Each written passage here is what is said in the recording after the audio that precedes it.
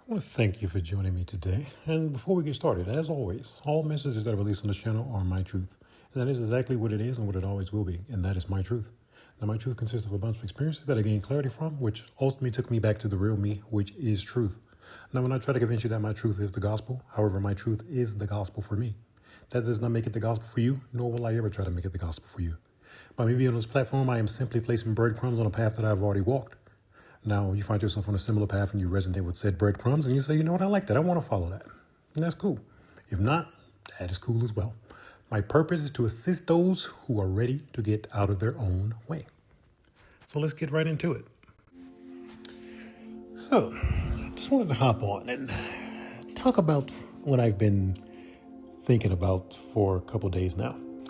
And basically, in my opinion, the ego is nothing more than a singular egregore. They're basically the exact same thing. Now, of course, the ego comes from the Latin word, comes from Latin, basically, and it means I or self, right? So people build their egos by creating this identity because it runs your reality and it's also in charge of your desires, right? So your ego is nothing more than a bunch of thoughts that you've agreed to on some level. And you just keep reinforcing those same patterns repeatedly. You're pouring energy into the same thing over and over and over until it forms a quote unquote ego, which is nothing more than energy. A bunch of energy that you've poured in, but this energy is conscious. I keep saying it. Everything is energy. Everything is energy. So your thoughts are energy as well. Rudolf Steiner once said, thoughts are not merely subjective, they are living beings. Everything is energy. So you put all this energy into this quote unquote ego, which you've identified yourself with as, oh, this is who I am, when you've never discovered who you truly are, because you basically agreed to a bunch of societal constructs, basically things to keep you away from your true identity.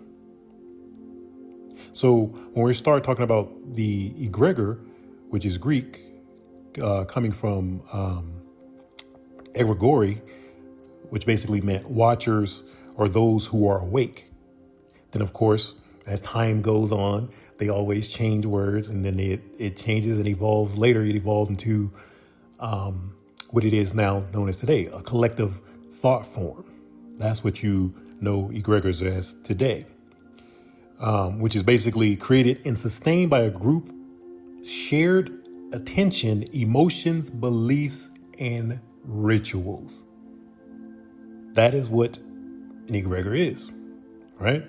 So basically, let me give you an easy one. Santa Claus. So does Santa Claus exist?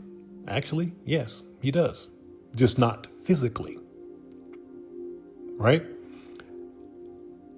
It's because so many people have spoken about Santa Claus and so many kids believe in Santa Claus, they've created an egregore of Santa Claus.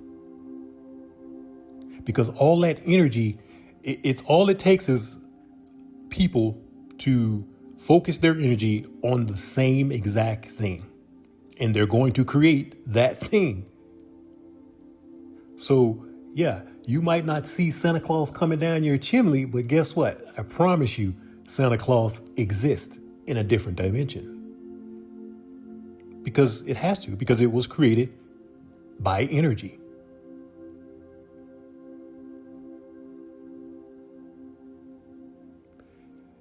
Dion Fortune once said, a thought form becomes more powerful the more people feed it. As I said, think about how many kids believe in Santa Claus. That's energy, and that is powerful creative energy. Kids, that's creative mind. So yeah, they fed that and they've created an egregor of Santa Claus. Now I can tell you a whole bunch of different egregors that the society has created. But it doesn't matter. This is the thing. The egregor is associated as basically groupthink, as the ego is basically an I, right? But they're the same thing. You've poured energy into something that you believe in, and you kept pouring energy into it. And what happens is you pour energy until it gets to a certain point. When it gets to a certain point, it now has enough power to control itself. It's now conscious and it wants to survive. So when we create the egregors, you're putting your energy into it and it can affect your mind. It does affect your mind if you subscribe to it. This is why groupthink is dangerous. But see, society has put that in your mind because either way it goes, if you fall into either one of these traps, because that's what it is, you're losing. If you fall up the ego, you're losing. If you fall into these egregor traps, you're losing. When I got on my journey, one of the main things I was doing, I was trying every step of the way. As soon as I recognized my ego speaking out, I did I did the opposite of what it said it won't do. Because I identified with this ego for so long, right? So as I said in the beginning, most people identify with your ego and you think that's who you are.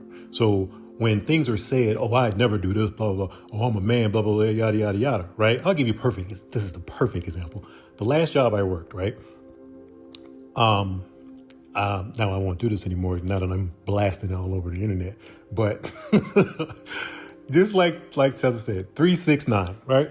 So whenever I would hear anything in threes, I paid attention to it. So for example, whenever I heard a book, somebody mentioned a book 3 times, I automatically go buy that book.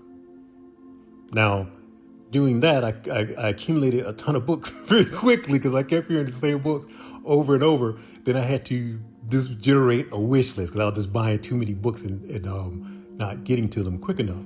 But that's the thing. As soon as I hear something in threes, I would do it, right? So at my last job, I was working sales, right? And shout out to you there, Emmanuel. He would describe, he was talking about winning the lottery, right? And he was a cool dude. And every time he would talk about winning, he's like, man, I can't win. I'm winning the lottery. And he would look back and he would look in the air and put this big old smile on his face. He's like, when I win, I'm gonna hire somebody and they're gonna throw roses in front of me and say the king is here and all. He just said all kind of stuff, right? And but when I was the first time he said it, I was watching him because I'm very observant. I was like, this dude, he really wants it. Because I'm like, this dude is like, if you watching him when he's describing it, he's looking in the air. He's not making out. He's looking like he's visualizing this. And the smile on his face, right? So I heard it the first time. I thought it was funny, blah, blah, blah. Then he did it the second time. He said it a sixth time, like whatever time later. And I hit the same thing, that same look. And then he did it a third time. He did it a third time. So now I've heard it 3 times, right? And this third time, the ego, like, I'd never throw roses in front of another man and say the king is here. But I was like, and immediately, because I'm always trying to humble the ego, to separate myself from it, because I know I'm not the ego, right? So I was like, oh, you wouldn't? Thank you. So immediately when I got off, I immediately drove to Walmart, bought a little cheap flower bouquet. I already had like a little pot at home.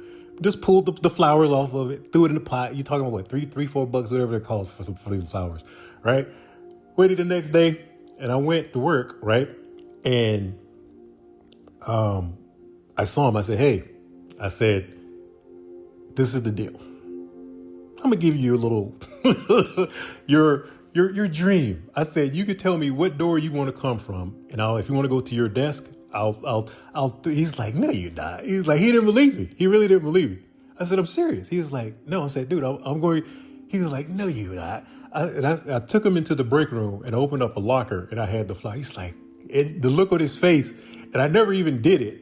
I forgot he ended up going to do he had a sales thing to go do. So I ended up not doing it. But the only reason I was going to do it was because the ego spoke out and said, "Oh, I never do XYZ."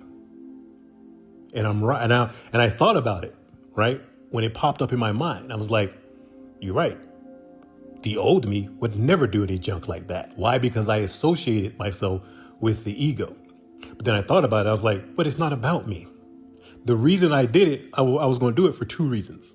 One, to humble the ego, to show that, hey, you have no power. I'm not you. That's number one. And number two, the second reason was, if I have the ability to that make someone happy, make someone's day, and it does nothing for me, that's not going to hurt me in any shape, form, or fashion, why would I not do it? Because I know everything is energy, right? The way he looked at that, I could tell that would have made him happy. So what that was going to do, if he would have did it, his vibration would have increased. And I would put anything on it. He would have made multiple sales that day.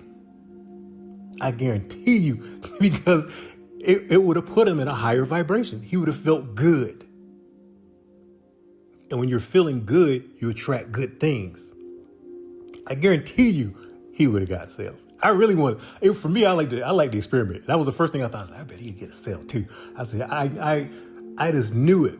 But that was the only reason I wanted to do it. Every chance I got, as soon as the mind, it gave me a freebie, I wouldn't blah, blah, blah. Okay, I made sure I did it. And what that does is, for me, I don't hear that voice anymore. There is no all that chirping in my ear. I don't have that because I'm fully separated from my ego.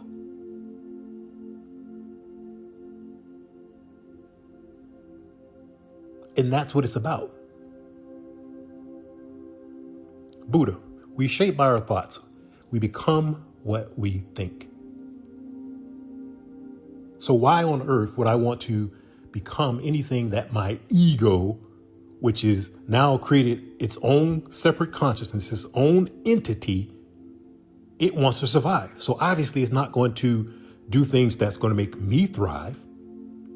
Same thing for the egregore. I'm now pouring energy into something outside of myself.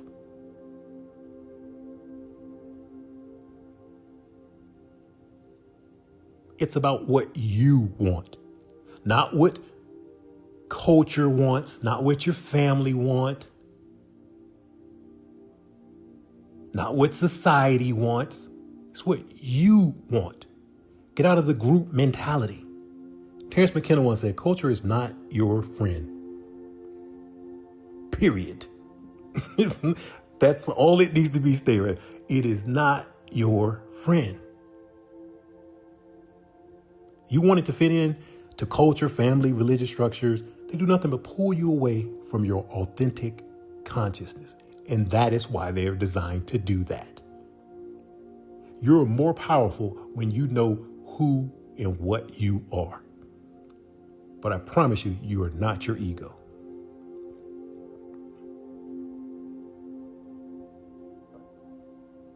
So stop worrying about what everybody else wants. Worry about what you want. Lao Tzu, care about people's approval and you will be their prisoner. And I will 100% contest to that. I promise you. Yeah.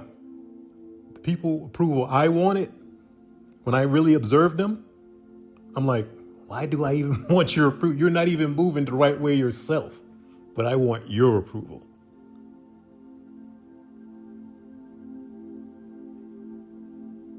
And they were using me wanting that approval to their advantage.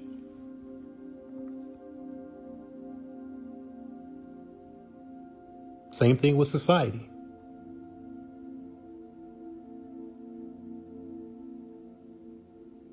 If you're not in the group hive mind mentality, you're punished.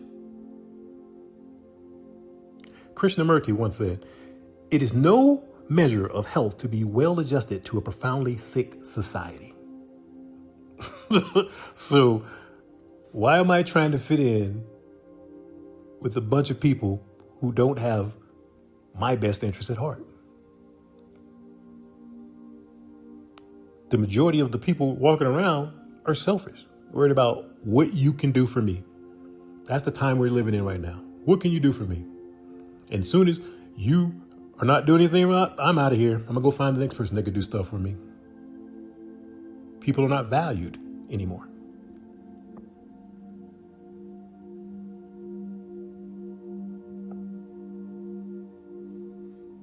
So go within. Find out who you truly are. Get out of the group mentality and lose the ego. What you feed feeds on you. Your attention is spiritual currency. Collective fear becomes collective reality. And that's why they push these things. That's why they want you to be in these Egregore structures, because they're trying to have everybody think the same thing, so all of that energy and focus can create exactly the reality they want. When if you put that energy and focus within yourself, you will create the reality that you want. Every system survives by convincing people it is themselves. An unconscious group mind is stronger than an unconscious individual.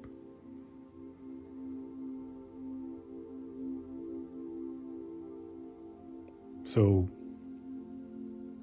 ask yourself, are you acting from direct awareness or from identities and collective programs that you unconsciously inherited?